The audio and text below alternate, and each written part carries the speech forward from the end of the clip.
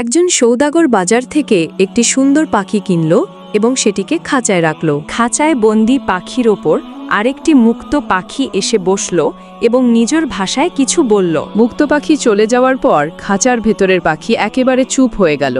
সৌদাগর খাঁচার ভেতরের পাখিকে চুপ দেখে খুব চিন্তিত হল। সওদাগর পাখিটিকে নিয়ে এক দরবেশের কাছে গেল এবং সব ঘটনা বলল। দরবেশ খাঁচার ভেতরের পাখিকে বললেন, তোমার মালিক তোমার দাম দিয়েছে, তুমি কেন কথা বলা বন্ধ করেছ? পাখি উত্তর দিল, আমি স্বদেশ আর সন্তানের ভালোবাসায় কাঁদতাম, কিন্তু আমার এক ভাই এসে বলল, কান্না ছেড়ে দাও, সাবর করো। দরবেশ পাখির উত্তর সৌদাগরকে জানালেন, আর সৌদাগর বলল, আমি একে খুশির জন্য কিনেছিলাম, একে মুক্ত করে দিন।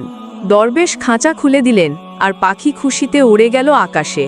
একটি অনুপ্রেরণামূলক দৃশ্য যেখানে লেখা আছে, বিপদের সময় কান্নাকাটি করা উচিত নয়, সবর করতে হবে এবং আল্লাহর রেজায় রাজি থাকতে হবে।